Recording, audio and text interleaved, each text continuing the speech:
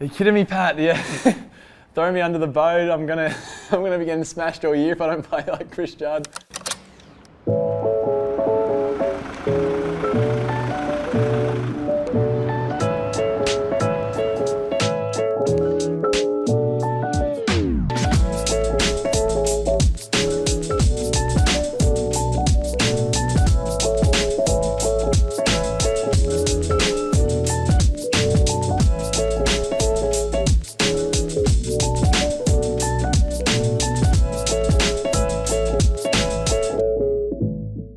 Give the fans an insight. Take us through your day. What does today look like for you?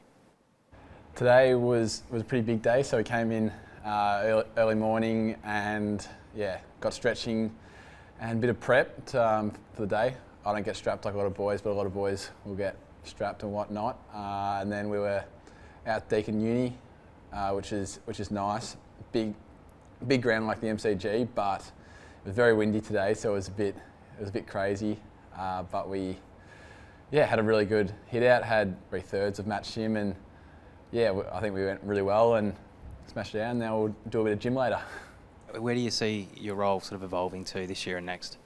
I'm quite comfortable on the wing, and I feel pretty confident in my abilities on the wing.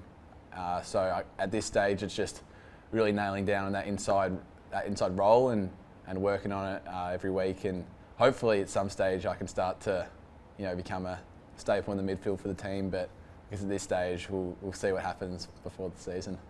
On the other side of the ball, I think you doubled your total tackles last year. Was that a conscious effort to add the defensive side to your game, or did that just sort of come more naturally, being around the ball, more game time? How did you see it? Probably a bit of natural progression. Nigel Lappin bet me at the start of the year that I couldn't have 10 tackles in a game. So I won a lot of games trying to get 10 tackles. He was right, unfortunately. I didn't get there. I think I had a few where I had like 7 at half time and then had like 1 in the last half. But I think naturally, getting a bit stronger and whatnot, and more confident in my ability to tackle. But mostly natural progression, I'd assume.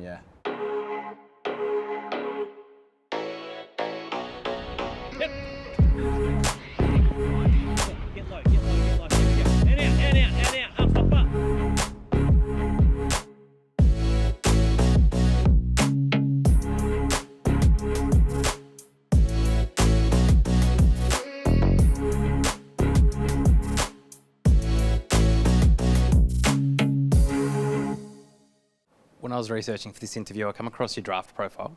So I want to read what they said about you, and I want to see what you think about it. It says, the perfect rookie-listed project with long-term development in mind. Do you think you were being underestimated at the time, or do you think it was a fair view of you because you hadn't played much junior footy? To be fair, I hadn't played much footy. I'd played like 3 games in a couple of years. I think I had a bit of confidence that I could come in and play. I don't know, probably didn't translate like that from the draft point of view.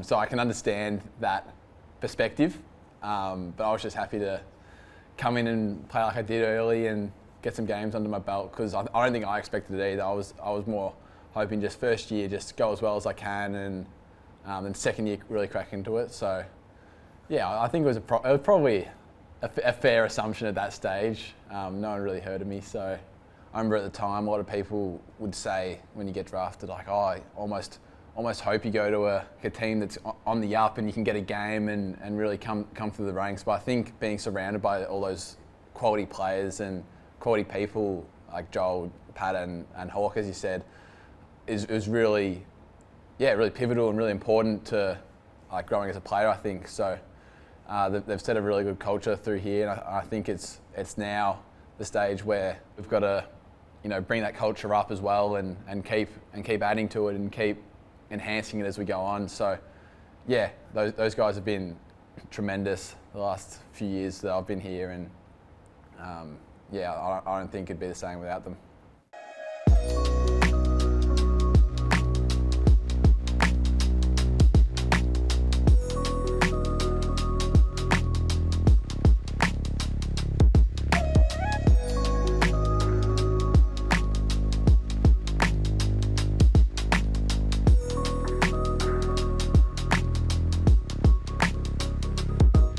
Patrick Dangerfield once said that you had Judd-like attributes. Whatever the merit of that, did it give you some sort of confidence to know that a player of his calibre had that level of confidence in you?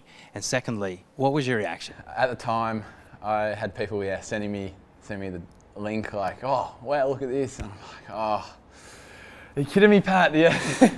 Throw me under the boat. I'm gonna be getting smashed all year if I don't play like Chris Judd. So I was sending a message going, oh, what are you doing? You're setting me up. But he was really positive with it. And he's just like, yeah, I'll back you in, and I want to see you go well. So yeah, it is a confidence booster when someone like that says such positive things about you. So hopefully I can start to show some more Judd signs. But yeah, it's a bit of an outrageous call from him. You've been here for a few years now, but now we've got Connor O'Sullivan and those sort of guys. Do you sort of start to look and go, well, I've got a bit of a role here to almost pay it forward and look after those guys a little bit? They've got a lot of good attributes, all of them, that kind of separates themselves from other people, and I think that's a really positive sign going forward, that they've got these particular assets that are really good. So I think they're awesome, and I guess to answer your question, I think I'm starting to help those guys along a bit and trying to aid the leaders as much as I can going forward. Yeah, it's exciting each week doing more and more match gym and getting more and more into it, so can't wait to get stuck into it and get the season going. It's been a long time.